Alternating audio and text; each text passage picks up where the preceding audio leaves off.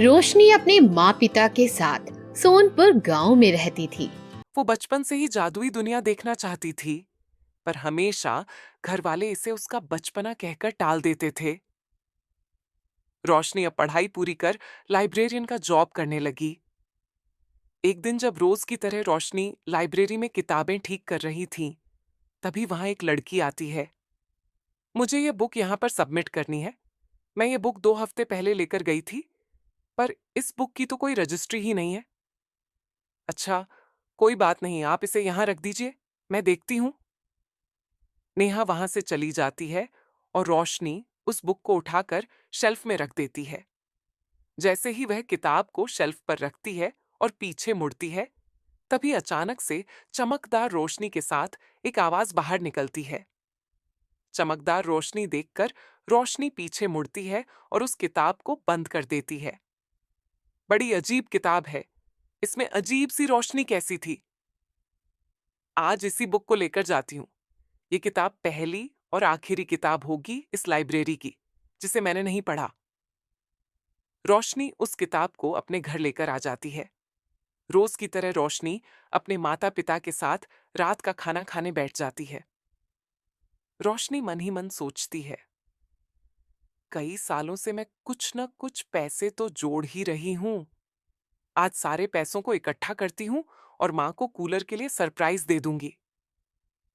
जब तीनों मिलकर ये बातचीत कर रहे होते हैं, तब अचानक से हवा चलती है, जिसके कारण किताब का एक पन्ना खुल जाता है।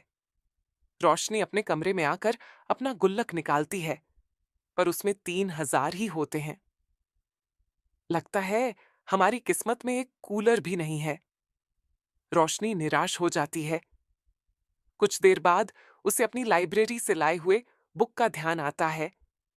वह बुक को लेने बाहर हॉल में जाती है और क्या देखती है कि सामने कूलर पड़ा है। लगता है पापा मम्मी को सरप्राइज देने के लिए कूलर लाए होंगे। मम्मी मम्मी देखो, पापा तुम्हें सरप्राइज देने के लिए पहले ही कूलर लेकर आ गए। जी आप भी ना पहले ही बता देते। पर ये कूलर मैं तो नहीं लाया, जरूर रोशनी लाई है। आप दोनों में से जिसने भी कूलर लाया, खुशी की बात तो यह है कि हमारे घर में कूलर आ गया। रोशनी बहुत खुश हो जाती है और किताब को लेकर अपने कमरे में आ जाती है। रात को वह उस किताब को पढ़ना शुरू करती है। मैं इच्छाधारी किताब हूं।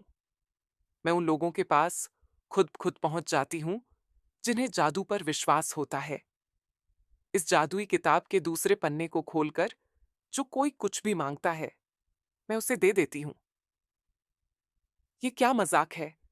मैं मानती हूँ जादू होता है, पर ऐसा थोड़ी हो सकता है कि मैं जो कुछ भी मांगूंगी वो मुझे मिलेगा। पर एक बार ट्राई करके देखती हूँ, क्या पता सच में कुछ हो जाए।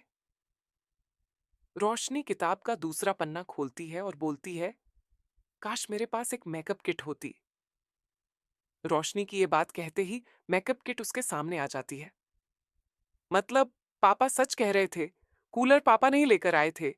ये कूलर भी इस जादुई किताब की देन है। ये तो सच में जादुई किताब है। मतलब वो लड़की नेहा जो लाइब्रेरी में आई थी, क्या वो कोई परी थी?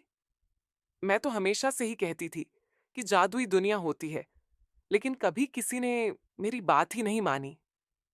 रोशनी पूरी किताब पढ़ती है, जिसमें लिखा होता है कि अगर इस किताब को उल्टा पकड़कर कुछ मांगो, तो मांगी हुई मन्नत उल्टी पड़ जाती है।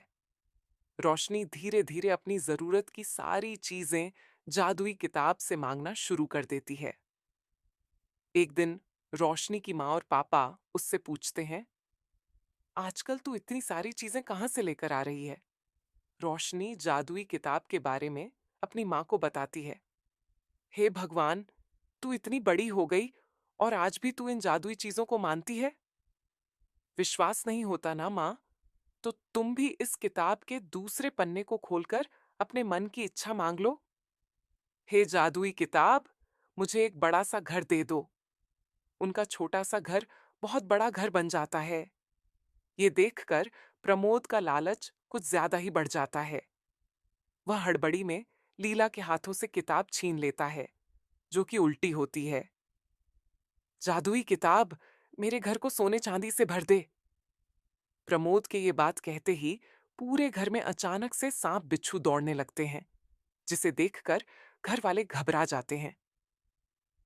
पापा, आपने शायद कुछ ज्यादा ही लालच कर दिया और आपने ध्यान नहीं दिया कि आपने किताब को उल्टा पकड़ा हुआ है। इसी के कारण ये जादू उल्टा पड़ गया। रोशनी किताब को हाथ में लेकर वापस से सब कुछ ठीक करने की प्रार्थना करती है और सब ठीक हो जाता है। प्रमोद को सबक मिल जाता है और इसके बाद वो कभी भी लालच नहीं करता। और तीनों परिवार वाले जब भी जरूरत होती, तब जादुई किताब से जरूरत के हिसाब से ही चीजें मांगते हैं।